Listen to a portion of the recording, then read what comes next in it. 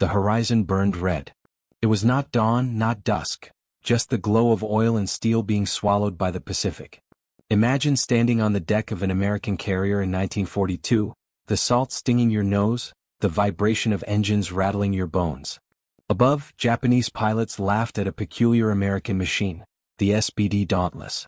To them it was slow, clumsy, almost an insult to aerial warfare. A flying coffin, they sneered. They believed speed and elegance won battles. They believed wrong. Shift closer. The Dauntless did not look like a predator. Its stubby wings, riveted panels, and lumbering dive gave the impression of a wounded bird more than a hawk. Even U.S. crews doubted it at first. But in war, appearances deceive. The enemy's laughter would one day echo like ghosts over the waters of Midway, when this obsolete relic ripped through Japan's proud carriers like a butcher's knife through silk. And closer still, picture a young American gunner gripping the twin .30 calibers in the rear seat, his knuckles pale against metal, his throat raw from shouting coordinates over the radio. Sweat blurred his vision as tracer fire sliced past. The Dauntless bucked violently in a dive, nose pointed like a spear at a Japanese flat top below. The world inverted. At 70 degrees, gravity crushed him into his seat, and the ocean rushed upward like a wall of death. To survive, he had to trust the very aircraft mocked as too slow to matter. Here lies the irony. The Dauntless was never meant to win beauty contests. It was designed to fall from the sky like judgment itself. Brakes screaming, bombs armed, pilots half blind from the sheer angle of descent. The Japanese saw a laughingstock. America discovered a scalpel.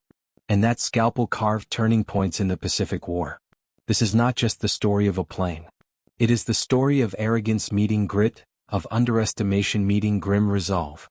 It is about the battles where seconds decided empires, and the clumsy Dauntless became the anvil upon which Japan's naval pride shattered. So in this filmic journey, we will step inside those cockpits, open classified reports, read diary pages smudged with oil and fear. We will relive Midway, Guadalcanal, and the forgotten raids where the Dauntless proved that slow and steady does not just win races, it topples empires. If you want to understand how a laughingstock became legend, stay with us. Subscribe to this channel because what you're about to hear is not just military history, it is a living drama of iron, fire, and flawed human judgment. And when the smoke clears, you may realize, the deadliest weapon in the Pacific was not the fastest, nor the prettiest, but the one everyone underestimated. The Pacific was a chessboard, and May 1942 placed the first daring moves. The Battle of the Coral Sea unfolded like a storm painted in fire. For the first time in naval history, fleets never saw each other's hulls, only their shadows cast by aircraft. The ocean became an arena where wings, not cannons, would decide empires. At the heart of this duel, the SBD Dauntless was still mocked. Japanese pilots, sleek in their Zero fighters, scoffed at the sight of the slow American dive bomber. In their eyes, the Dauntless was no more threatening than a fisherman's gull circling above. But as the sun rose over the Coral Sea, these gulls sharpened into steel-tipped arrows. Imagine the carrier USS Yorktown, her deck trembling under the roar of Pratt & Whitney engines. Dauntless squadrons lined up, pilots strapped in with the weight of not just bombs but history. Below them, sailors prayed while the ship listed slightly under the tropical swell. Then the signal came. One by one, the Dauntless leapt into the sky, not like graceful hawks but like iron anvils defying gravity. From altitude, the sea looked endless, indifferent. Yet far below lay the Japanese light carrier Shoho. To the Japanese she was a shield. To the Americans she was a target marked for sacrifice. As Dauntless bombers rolled into their dives, the air itself seemed to scream. Dive brakes clattered open, airspeed climbed past 240 knots, and cockpits rattled as if the planes would shatter mid-descent. The first bombs tore the Shoho apart in blossoms of black smoke. Flames licked her flight deck, crewmen scattering like ants from a burning nest. Then came the second wave. Each Dauntless pilot, heart hammering, rode the thin line between precision and suicide. Bombs struck in rhythm, as if an orchestra had chosen destruction as its symphony. A young Dauntless gunner later recalled, his hands blistered on the twin Brownings, "I saw her deck break like a dry twig. And I thought, so this is how empires end, one rivet at a time." Reporters back home seized his words, reprinting them across American newspapers. Suddenly, the Dauntless was no longer clumsy. It was the avenger of Pearl Harbor. By day's end, the Shoho lay beneath the Coral Sea, claimed by 13 direct bomb hits, most from Dauntless. The Japanese admiral radioed a terse epitaph, "Shoho is sunk." Simple words, yet they echoed across the Pacific. For the first time, Japan had lost a carrier, and it was not to submarines or chance, it was to the very aircraft they once ridiculed. But victory was not just steel upon steel. It was psychological. For America, the Coral Sea proved that the Pacific was not lost. The Dauntless, once dismissed, had driven its name into the enemy's ledger of pain. Every rivet, every bolt suddenly symbolized defiance. Still, the Coral Sea was only a prelude. Strategically, it was a draw. Japan lost a carrier, America lost the Lexington. Yet the narrative had shifted. The Dauntless had delivered its first devastating blow, and the laughter of Japanese pilots began to falter. Like a heavyweight fighter discovering his jab, the United States had found its weapon. The Dauntless was no elegant rapier. It was a hammer, ugly, heavy, unstoppable when swung with purpose. And as the smoke drifted from the Coral Sea, a darker stage awaited. Just weeks later, at Midway, the world would learn what happens when underestimated steel falls from heaven with the precision of judgment. The Coral Sea was only the first tremor. The earthquake came in June 1942, on a lonely atoll named Midway. Japan's fleet arrived confident, almost arrogant, expecting to lure and crush what remained of America's carriers. To their admirals, the Pacific was already a Japanese lake. What they did not foresee was that fate and the Dauntless were waiting. Picture the morning of June 4th. The ocean stretched endless and calm, a deceptive mask. Clouds hung low, casting a pale gray light over Task Force 16 and 17. On the Enterprise in Yorktown, pilots gathered in briefing rooms, the air thick with tobacco smoke and tension. Chalk maps marked enemy carriers. The mission was simple yet suicidal: find the Japanese, dive, and deliver death.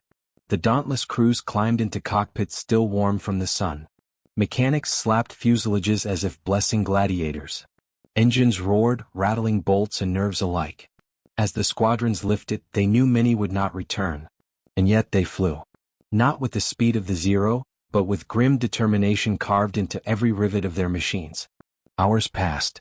Search planes fumbled. Torpedo squadrons launched desperate low-level attacks, cut down mercilessly by Japanese fighters and flak. Their sacrifice was not in vain, it distracted the enemy. And then, through the chaos, the Dauntless appeared. Commander Wade McCluskey, low on fuel, made a fateful decision: follow a lone Japanese destroyer speeding north. That instinct led him directly to Kaga and Akagi, two of Japan's proudest carriers. From 20,000 feet above, the Dauntless squadrons tipped forward into their dives. Now imagine it, dozens of bombers plummeting almost vertically, air screaming against dive brakes, pilots' faces contorted by G-forces. Below, the Japanese flight decks were chaos, rearming planes, fuel lines stretched like veins, bombs lying exposed. They had been caught mid-breath, their arrogance unmasked. The first Dauntless bomb struck Kaga. One after another, explosions ripped her deck open like paper. Fuel ignited, aircraft turned into fireballs, men running ablaze. Minutes later, Akagi was struck, one bomb piercing her hangar deck, detonating stored ordnance. She was doomed from a single hit, a fatal flaw magnified by American precision. Meanwhile, another squadron dove upon Soryu. 3 bombs slammed into her, each a nail in Japan's coffin. Within 6 minutes, 3 Japanese carriers were mortally wounded. 6 minutes that turned laughter into horror. 6 minutes that shifted the Pacific War's balance. A Dauntless gunner later scribbled in his diary, "We dove into hell, but it was the enemy who burned. The sea swallowed their pride, and the sky carried our vengeance." His words, carried home by reporters, electrified America. By the end of that day, Japan had lost 4 carriers: Akagi, Kaga, Soryu, Hiryu. The very same fleet that struck Pearl Harbor was now a graveyard smoldering in the Pacific. And the blade that carved this grave? Not the battleship, not the submarine, but the flying anvil once ridiculed, the Dauntless. For Japan, Midway was not just defeat, it was humiliation. The Zero still danced, swift and deadly, but it could not be everywhere at once. The Dauntless had exploited the enemy's moment of vulnerability, falling from the sky like retribution. For America, Midway was revelation. A nation still bruised from Pearl Harbor finally had its mythic counterblow. Newspapers hailed the Dauntless as the plane that turned the tide. Schoolchildren traced its silhouette in classrooms. Hollywood would later immortalize the dive bombers in newsreels, painting them as avenging angels. But beyond propaganda, the truth was colder, sharper. The Dauntless proved that war was not won by elegance or speed, but by precision, timing, and courage. It was not the beauty of flight but the brutal science of falling from the heavens at 70 degrees and trusting steel to hold together. Midway shattered Japan's aura of invincibility. It showed the world that America, though staggered, was unbroken. The underestimated bomber had delivered a miracle at sea, and in its shadow the Pacific shifted forever. As fires raged across 4 carriers, the laughter of Japanese pilots died into silence. The Dauntless had written its legend in smoke and oil. And the Pacific, once thought lost, now whispered a different truth. America would not retreat. Yet Midway was not the end. Ahead lay Guadalcanal, where the Dauntless would dive again, not against carriers but against cruisers, destroyers, and even fortified jungles. Each battle added weight to its myth, until the plane, mocked as a coffin, became the very banner of American resolve. Midway had been a thunderclap, but Guadalcanal was a grindstone. The island itself seemed cursed. Steaming jungle, malaria-infested swamps, and beaches littered with rusting wrecks. Here America's resolve was tested not in minutes but in months. And hovering above every skirmish, the Dauntless once again became both sword and shield. August 1942. Marines splashed ashore under withering fire, their boots sinking into volcanic sand. They nicknamed the strip of land Henderson Field, though it was little more than dirt carved from jungle. To keep it alive, the Navy had to hold the sea lanes, and that meant the Dauntless had to own the sky. From the decks of Enterprise and Saratoga, Dauntless squadrons launched daily. These were not the swift ambushes of Midway. These were hunts, relentless and grinding. Japanese convoys crept down what Americans called the Tokyo Express, destroyers rushing troops and supplies under cover of night. At dawn, the Dauntless fell upon them. Picture it. A line of sleek Japanese destroyers slicing through black water, their wakes curling white. Then from the clouds the shriek of dive breaks. Dauntless bombers plunged like executioners' blades. Bombs burst against decks, splitting steel like rotten fruit. Survivors leapt into the sea, oil-slicked and aflame, as the American squadrons wheeled upward, already hunting their next victim. The Dauntless did not fight pretty battles here. It fought dirty wars of attrition. Each dive was not just against a ship, but against starvation, disease, and exhaustion gnawing at the Marines below. Henderson Field became a shrine to their importance.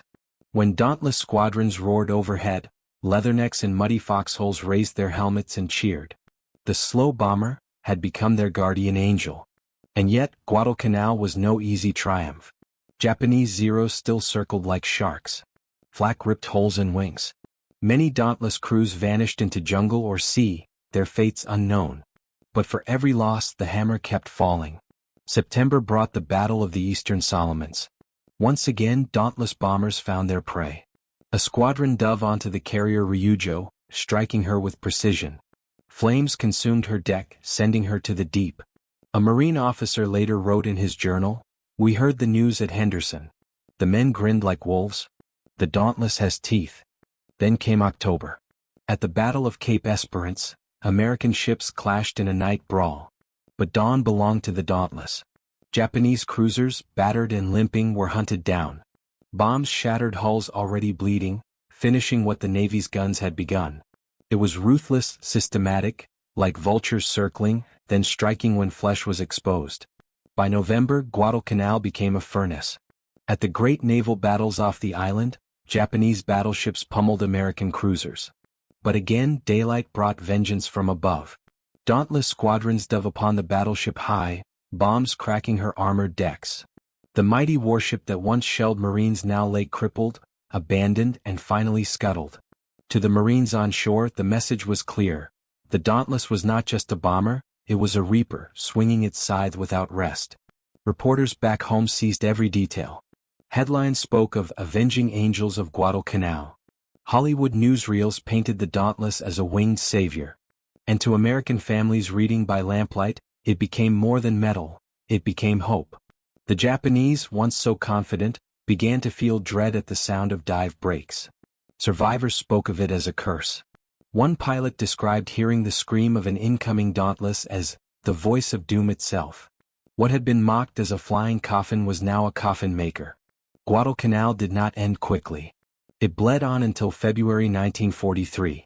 But when it was over, Japan had withdrawn, their elite units shattered, their supply lines broken. And woven through every clash, every naval battle, every desperate stand, was the Dauntless. It had not won alone. Marines endured hell on the ground, sailors fought desperate night battles at sea. Yet the SBD bound them together. It was the hammer that crushed enemy convoys, the scalpel that cut the heart from carriers, the guardian angel above foxholes. By Guadalcanal's end, the Dauntless was no longer a question mark. It was legend. To mock it now was to mock fate itself. And for America, it was proof that perseverance, not speed, was the true weapon of victory. Ahead still lay the Central Pacific, the great island-hopping march. Tarawa, the Marshalls, the Marianas, all would feel the Dauntless shadow. The ugly duckling of American aviation was about to carve an empire's fall one dive at a time. Guadalcanal was the crucible. Out of its fire, the United States marched westward island by island, with the Dauntless at the tip of the spear. By 1943, strategy had shifted to the Central Pacific. Tarawa, Kwajalein, Truk, the Marianas, each was a stepping stone, each stained with smoke, blood, and the thunder of dive breaks. Tarawa, November 1943. Marines stormed the atoll under withering fire, the lagoon choked with wrecked landing craft. Overhead, Dauntless squadrons swept in low, bombs cratering bunkers that seemed carved from stone. One Marine recalled, "When the SBDs came, it was like God himself leaned down with a hammer. The Japanese stopped firing just long enough for us to breathe." 4 men trapped on beaches where the tide of war seemed against them, that sound, the shriek of the Dauntless, was salvation. From Tarawa the advance surged into the Marshalls. At Kwajalein in early 1944, Dauntless bombers once again proved their worth. They harried transport ships, cracked coastal defenses and silenced artillery nests. But the most dramatic chapter came in February at Truk Lagoon, the so-called Gibraltar of the Pacific. Truk was Japan's bastion, a naval fortress bristling with ships, planes, and ammunition. Yet when Task Force 58 struck, it was the Dauntless that descended like executioners. Dive after dive, they ripped through transports, cruisers, and oilers. Flames consumed the lagoon until it looked like a burning necklace scattered across the sea. Japan's forward base was neutralized in 2 days. And once more reporters back home proclaimed, "The Dauntless has clipped the wings of empire." But the war was not finished. Summer 1944 brought the Battle of the Philippine Sea, remembered as the Great Marianas Turkey Shoot. By now, newer aircraft like the SB-2C Helldiver were entering service, sleeker and supposedly superior. Yet many crews still clung to the Dauntless, trusting its rugged frame, its predictable dive, its proven record. And at the Marianas, it justified their faith one last time. Picture the skies over Saipan, June 1944. Waves of Japanese aircraft roared in, a desperate strike to halt the American invasion. Yet Dauntless squadrons still flew CAP combat air patrol missions, weaving between fighters and interceptors. They were no longer the centerpiece, but they remained deadly. In coordinated strikes, they dove upon Japanese cruisers and oilers, bombs punching holes that bled fuel and fire. Meanwhile, U.S. fighter pilots, many launched from carriers shielded by Dauntless escorts, cut down the enemy in droves. By day's end, Japan had lost nearly 400 planes. The sea was littered with flaming wrecks, and the term Turkey Shoot was born. The Dauntless had not been the fastest bird in the flock, but it had been the most consistent predator, guiding America through the most perilous years. In truth, by late 1944 the Dauntless was aging. Its replacement, the SB-2C Helldiver, was heavier, faster, and carried more ordnance. Yet many pilots cursed the change. They called the Helldiver, the Beast, unreliable and dangerous, while the Dauntless remained beloved, a trusted companion that had carried them through fire. One veteran later quipped, "The Helldiver was supposed to replace the Dauntless. What it replaced was our peace of mind." And so, even as technology moved on, the legend of the Dauntless remained untouchable. From the Coral Sea to the Philippine Sea, It had been underestimated, mocked, even dismissed by its own designers at first. But it endured. Its dives cracked the spine of the Japanese fleet at Midway, its bombs saved Marines at Guadalcanal, its shadow haunted convoys across the Pacific. To Japan, the Dauntless was the slow bird that always came back to strike. To America, it became the very sound of hope, the scream of dive breaks announcing that salvation was falling from the sky. By the end of 1944, America no longer needed miracles. Industrial might had rolled into full force, new planes filled the decks, and the tide had turned irrevocably.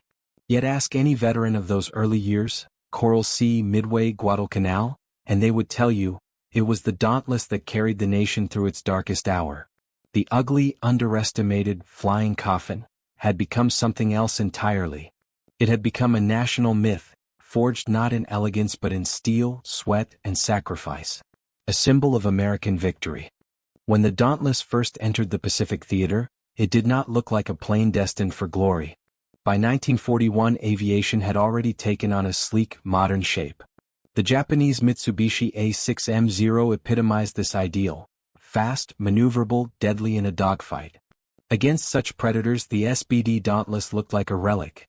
A stout frame, riveted seams, dive brakes that screeched like rusty doors, and a top speed far inferior to enemy fighters. Japanese pilots, veterans of China and Pearl Harbor, saw the Dauntless and laughed.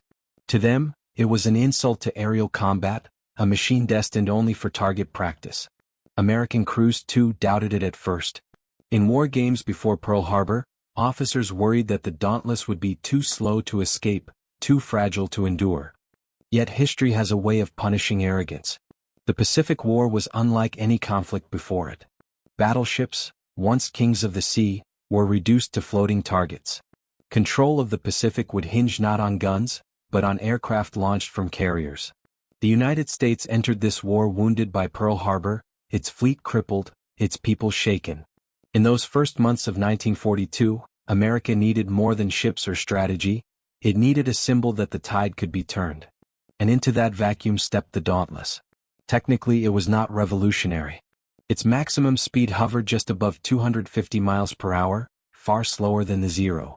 Its range was respectable but not exceptional. Its defensive armament was light, a pair of forward-firing .50 caliber machine guns, and twin .30 calibers in the rear cockpit. On paper it seemed ordinary. But war is not won on paper. The Dauntless carried one advantage that would prove decisive: precision. It was designed for one brutal purpose: dive bombing. Whereas most bombers relied on level runs, scattering ordnance with little certainty, the Dauntless plunged almost vertically, dive brakes open, bomb cradled under its belly, until the target filled the pilot's vision.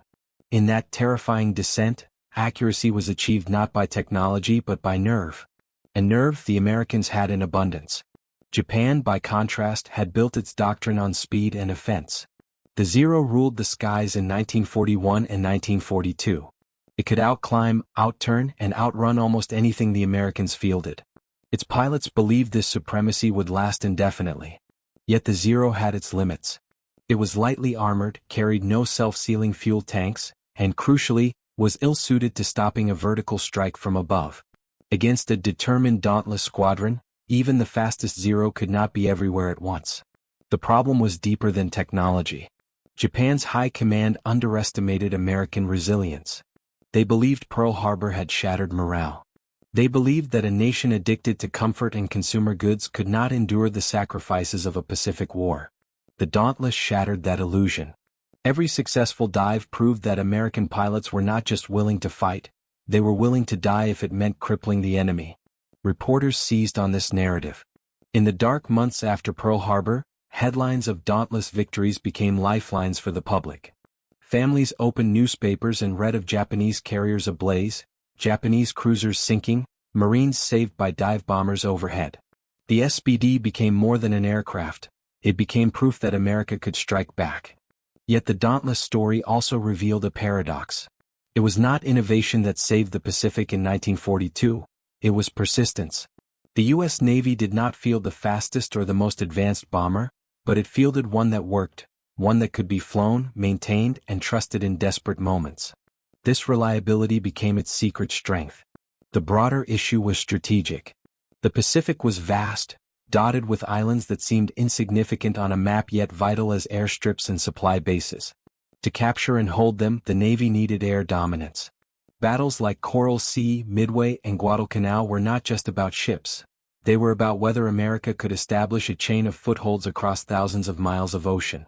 And in each battle, the Dauntless was central. The Japanese mocked it as a coffin. Marines on the ground prayed for its arrival. Admirals built operations around its capabilities.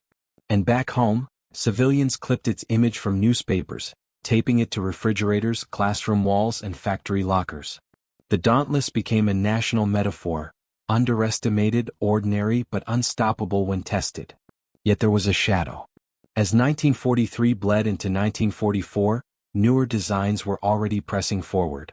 The SB-2C Helldiver promised more speed and payload. Jet-age innovations loomed on the horizon. In truth, the Dauntless was a transitional weapon. But history does not honor machines for specifications. It honors them for moments. And the Dauntless had delivered moments that rewrote the war. The problem it solved was not just tactical, it was psychological. At Coral Sea it proved Japan could be hurt. At Midway it proved Japan could be broken. At Guadalcanal it proved America could endure. And by the time of the Philippine Sea, it proved that even in obsolescence, it could still strike. That is why the Dauntless matters. It was not the prettiest, not the fastest, not the most modern. It was, however, the most faithful. And in the Pacific, faithfulness, of machine, of pilot, of nation, was the margin between empire and ashes. To understand why the Dauntless mattered, you must imagine the very act of dive bombing. Most aircraft in 1942 released bombs from level flight, scattering ordnance in patterns that looked impressive on maps but often missed entirely. Dive bombing was different. It was intimate, brutal, and personal. A pilot rolled inverted, tipped the nose toward Earth, and let gravity drag both man and machine into a near-suicidal descent. At 70 degrees, sometimes steeper, the ocean or the carrier deck rushed upward, filling the canopy until nothing else existed. Here lay the genius of the Dauntless. Its dive brakes, perforated metal panels that unfolded from the wings, screamed like banshees when deployed. They allowed the aircraft to fall almost vertically without disintegrating from overspeed. The shriek was both mechanical and psychological, a sound that terrified enemies and reassured pilots that their machine could endure. Many veterans swore they could still hear that metallic howl decades later in their dreams.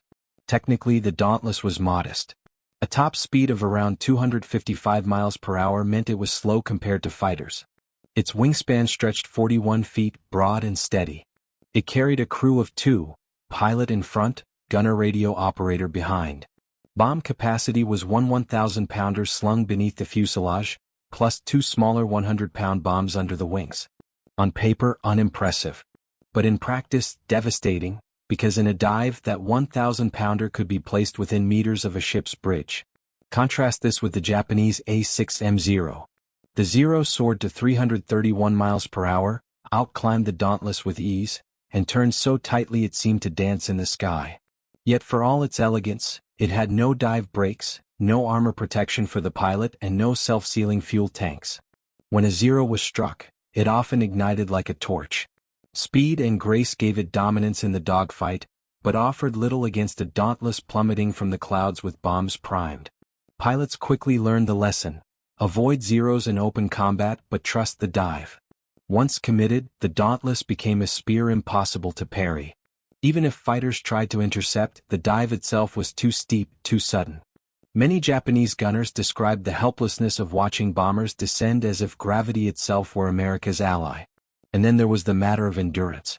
The Dauntless was armored where it counted, around the cockpit, around the fuel tanks. It could take punishment and still bring its crew home. Stories abound of Dauntless limping back to carriers riddled with holes, engines coughing, yet still landing. By comparison, a single burst through a Zero's fuselage could doom both plane and pilot. The dive bombing technique demanded both courage and calculation. A pilot would begin his dive at 15,000 to 20,000 feet, banking into the attack with sun at his back if possible. The gunner braced behind him, eyes wide as tracers stitched the sky. At 10,000 feet, the pilot pulled the arming lever. At 5,000, the bomb release armed. At 2,000 feet, sometimes lower, he pressed the release, then yanked the stick with all his strength, fighting G-forces that blurred his vision. The Dauntless would groan, wings flexing, yet somehow hold together. A few seconds later, a bloom of fire below confirmed the strike. This cycle repeated across Coral Sea, Midway, Guadalcanal, the Marshalls. And with each dive, accuracy spoke louder than speed.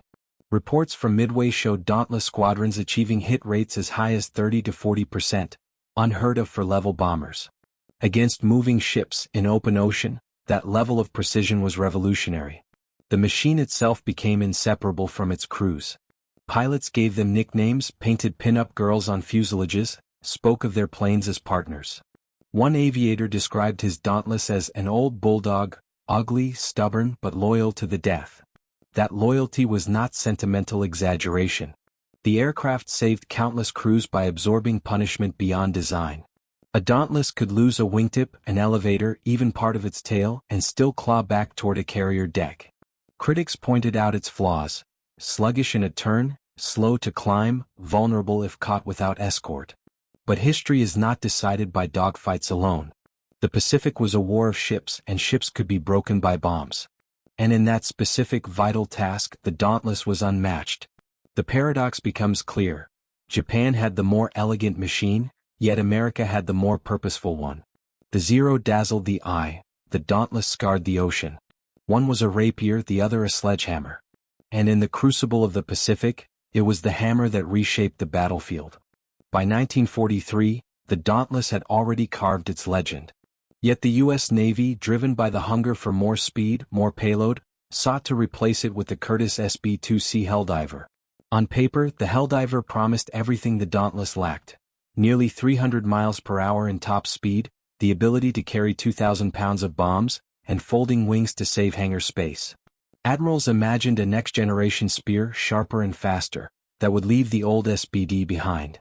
But paper is not the battlefield. In reality, the Helldiver earned a different nickname: the Beast. Pilots cursed its sluggish handling, unreliable mechanics, and tendency to stall at low speeds. Carrier landings, already dangerous, became deadly with a machine that seemed to fight its pilot. By contrast, the Dauntless, steady, predictable, even forgiving, was trusted like a loyal partner. The irony was sharp. Crews begged to keep their Dauntless long after the Helldiver arrived. One aviator quipped bitterly, "The Helldiver was supposed to replace the Dauntless. What it replaced was our confidence." Maintenance crews echoed the sentiment. The Dauntless could be patched and flown again after punishment that would ground the Helldiver. Even in 1944, frontline squadrons clung to their SBDs, reluctant to trade the proven hammer for an untested blade. This contrast underscores a deeper truth. Effectiveness is not just numbers but trust. The Dauntless inspired trust because it did exactly what it was designed for: dive, deliver, survive. The Helldiver, despite superior specifications, never captured that bond. It was an engineer's dream but a pilot's nightmare. And in war, it is the man in the cockpit who decides history. Japan, too, misjudged this principle. Their doctrine revolved around speed and offense embodied in the Zero. For a time it worked brilliantly. But they neglected armor, survivability, and the value of precision strike. When Japanese designers experimented with dive bombers of their own, such as the Aichi D-3A Val, they remained tied to lighter frames, vulnerable to fire, with limited bomb loads. These could sting but not cripple. They lacked the brutal precision that the Dauntless delivered at Midway. The Japanese failure was not merely technical, it was cultural. They saw dive bombing as a crude tactic unworthy of refined aerial combat. They placed prestige in the dogfight, in the elegance of dueling fighters. America, by contrast, embraced pragmatism. If precision could break a carrier in minutes, then elegance mattered little. And so, the flying coffin mocked by Japanese pilots became the coffin maker of their fleet. Consider the statistics that history etched. At Midway alone, Dauntless squadrons destroyed 4 carriers in a single day, an outcome that altered the trajectory of the entire war. No other aircraft in history can claim such concentrated impact in so short a time. It was not luck, it was doctrine. The U.S. Navy had trained dive bomber crews relentlessly, drilling them in steep-angle attacks until it became muscle memory. When the moment came, they executed not with hesitation but with precision honed by repetition. Even the physics of the dive told a story. The perforated dive brakes, a seemingly simple innovation, prevented airflow turbulence that might cause structural failure. Without them, the Dauntless would have torn itself apart. With them, it could sustain a controlled fall at 250 knots, bomb sight locked on target, while the pilot endured crushing forces. That small detail, the difference between chaos and control, was enough to change empires. The Japanese never developed an equivalent. Their aircraft could not withstand such stresses, their pilots not trained to deliver such pinpoint strikes. Instead, they relied on level bombers and torpedo planes, weapons that required broader coordination and left greater room for error. Against alert American fleets, these became increasingly ineffective. By 1944, the Dauntless was aging, yet its reputation had already transcended its frame. Newspapers called it the plane that won Midway. Marines swore by it as their angel of survival. Pilots remembered it as both executioner and shield. Even when the Helldiver replaced it officially, the Dauntless lingered on, flying combat missions into late 1944 because no one trusted the new machine as much as the old. In the end, the technical story of the Dauntless is a parable. Speed dazzles, but precision endures. Japan built fighters that danced in the sky but failed to stop the hammer from falling. America built a machine that could dive straight into hell and come back. Between those choices lay the fate of the Pacific. The Dauntless was no beauty. But beauty is irrelevant when the ocean burns. It was, above all else, reliable, and in the machinery of war, reliability is the rarest and most decisive weapon. War often exposes not just the strength of weapons, but the blindness of those who wield them. The Dauntless legend was not written only because it was rugged or accurate. It rose because Japan made mistakes, errors born of arrogance, cultural bias, and misplaced priorities. To compare the two sides is to see a mirror, one polished to shine, the other scarred but unbreakable. Start with doctrine. Japan valued speed, elegance, and the duel. Their aces were celebrated as knights of the air, guardians of a code that saw combat as artistry. In this worldview, the Zero was a perfect brushstroke, light, nimble, precise in its arcs. But art does not win wars, endurance does. The Americans, more pragmatic, did not romanticize. They trained their Dauntless crews not to outturn the enemy, but to outlast and outstrike. A dive was not a duel, it was an execution. The comparison of machines tells the story. The Zero, with its 330 miles per hour top speed and supernatural agility, dazzled at first. But it lacked armor, lacked protection for fuel tanks, and carried only a small bomb load when pressed into strike rolls. The Dauntless, slower and bulkier, carried armor plating around cockpit and engine, fuel tanks lined with protective material, and a 1,000-pound bomb capable of cracking a carrier's spine. One plane was a fencer's foil, the other a blacksmith's hammer. In the chessboard of the Pacific, the hammer proved decisive. Japan's second mistake was in logistics. Their industry could not replace losses at the rate America could sustain. Every Zero shot down, every Val dive bomber lost, every trained pilot killed, was a wound that never healed. The United States, by contrast, built training pipelines, produced thousands of aircraft monthly, and maintained a steady flow of men and machines. Thus, the Dauntless did not need to be perfect. It only needed to be good enough and replaceable to keep hammering until the enemy bled out. Third came the error of underestimation. Japanese pilots mocked the Dauntless, assuming its slowness made it irrelevant. They assumed American crews would break under pressure. But at Coral Sea and Midway, those same crews dove through storms of flak and Zeros to strike at the heart of Japan's carriers. It was not technology that the Japanese misread, it was spirit. They forgot that war is often decided not by superiority of design, but by the stubbornness of men unwilling to yield. There was also a tragic irony in Japan's tactical choices. At Midway, their decks were cluttered with bombs and fueled planes when the Dauntless squadrons appeared overhead. Why? Because their doctrine demanded flexibility, rapid rearming, shifting from anti-ship to anti-land roles mid-battle. This constant reshuffling created deadly vulnerability, an open wound waiting for the Dauntless to drive in its knife. Had Japan adhered to a simpler, more cautious system, those decks might have been clear. But pride and versatility became a weakness, and the Dauntless punished it. Compare this to American discipline. Dauntless squadrons drilled endlessly on timing, approach angles, and coordination with torpedo bombers. They knew their role and executed it with precision. At Midway, when torpedo squadrons were massacred at sea level, they still fulfilled their task, drawing Zeros down so the Dauntless could strike from above. To some, it was sacrifice. To historians, it was synergy. Japan saw chaos as flexibility. America saw order as survival. Another mistake was Japan's refusal to adapt quickly. Even after Midway, they clung to the Zero's supremacy, blind to its fragility. They never built a true successor during the crucial years of 1942 to 1943. America, meanwhile, evolved constantly. The Dauntless may have been obsolete by 1944, but by then it had been succeeded by Hellcats, Avengers, and eventually the Helldiver. Innovation never stopped. Japan, entranced by early success, froze in its own myth. One might also see a deeper metaphor here. Japan built machines that reflected its ideals, graceful, daring, uncompromising. America built machines that reflected its reality, workmanlike, sturdy, pragmatic. The Dauntless embodied that ethic. It was no knight of the air. It was a worker, a craftsman, a blunt tool. And in the crucible of the Pacific, it was the blunt tool that reshaped destiny. By late 1943, even Japanese survivors began to acknowledge the truth. Prisoner interrogations revealed respect, even fear, for the Dauntless.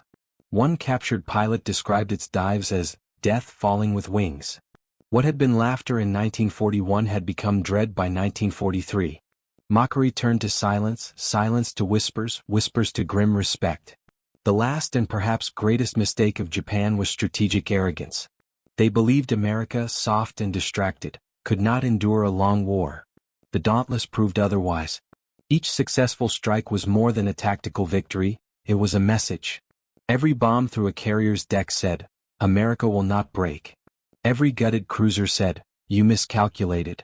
And every dive bomber that clawed back to its carrier, riddled with holes yet alive, was proof that resilience was America's deadliest weapon.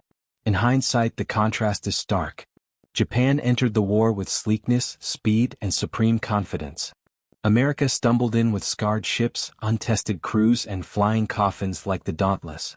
By 1944, the roles had reversed.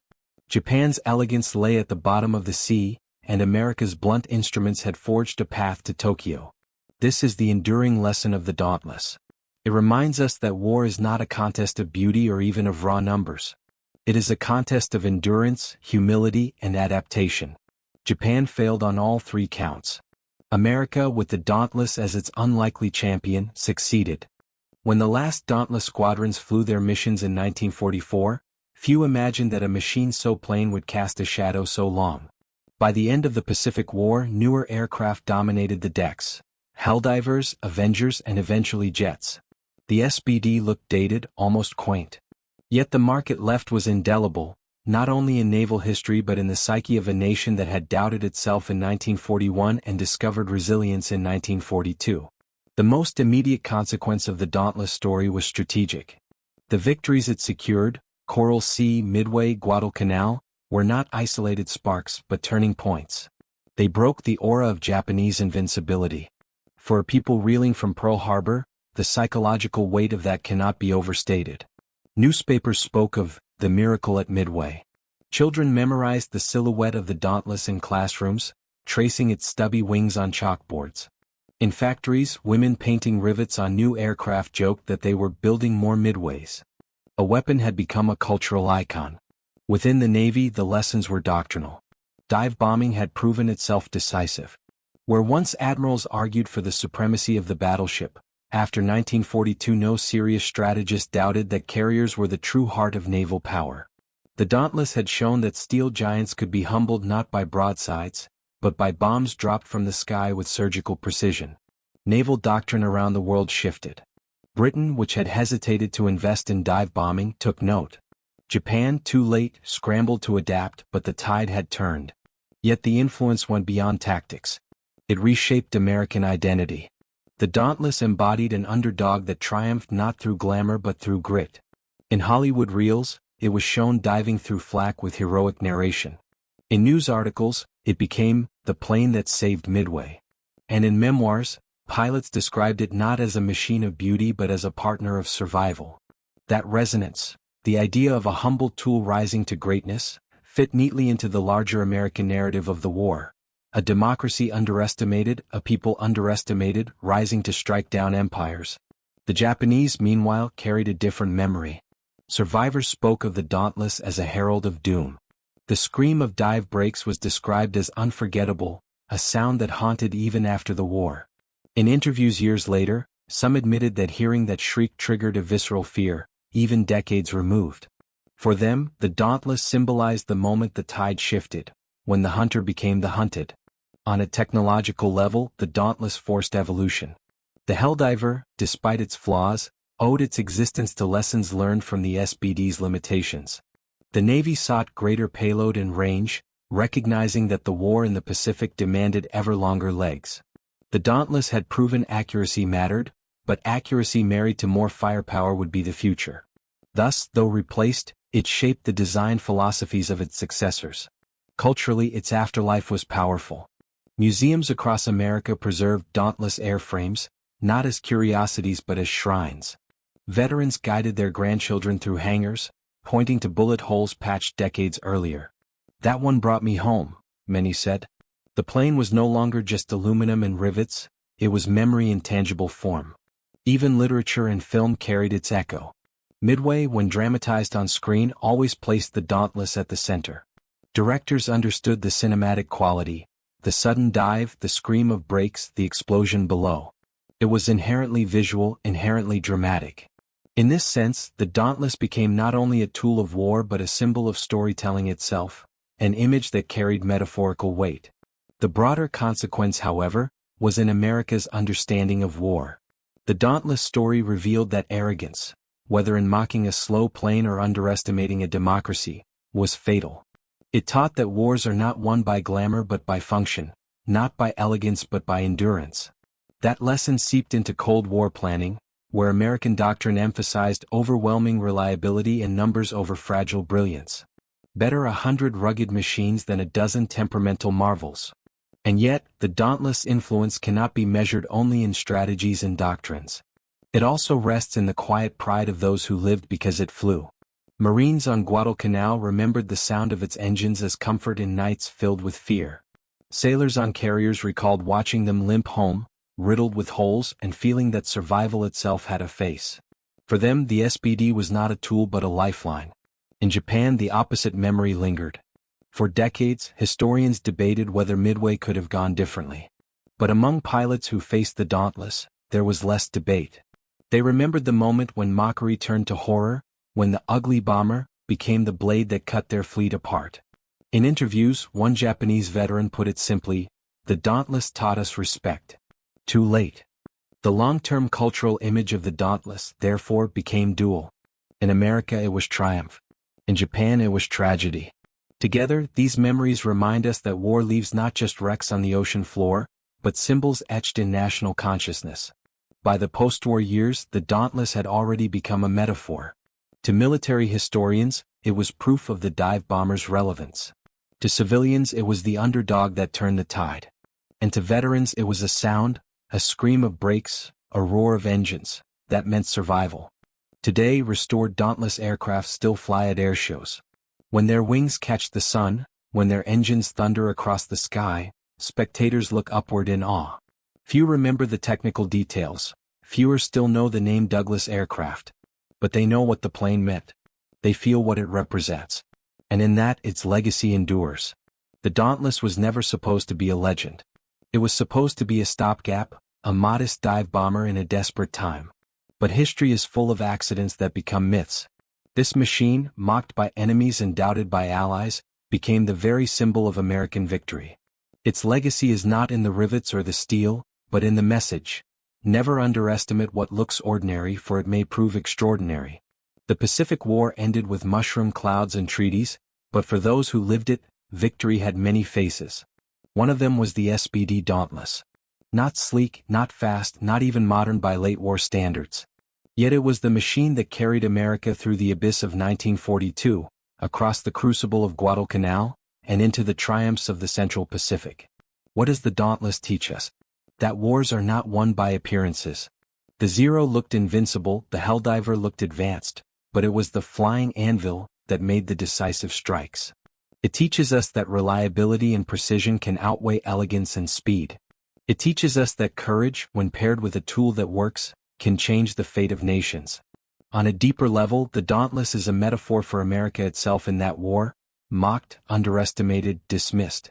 And yet, through stubbornness and sacrifice, it rose to deliver blows that stunned an empire.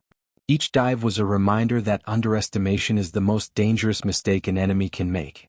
For Japan, the Dauntless was the scream in the sky, the harbinger of burning decks and shattered pride. For America, it was proof that heroes are forged not in perfection but in persistence. The message echoes beyond the Pacific. Never laugh at what seems ordinary, for it may prove extraordinary. And so, as we close this story, remember that history is not just about machines or battles. It is about lessons. The Dauntless reminds us that in life as in war, speed is fleeting but endurance lasts. Precision, reliability, and resilience, these are the true weapons of victory. If you found this story as powerful as we did, stay with us. Subscribe to this channel for more journeys into the turning points of history. Share this film with those who love not just machines, but the human spirit behind them. Because in the scream of the Dauntless dive, we still hear a truth that never fades. Underestimated steel can change the world.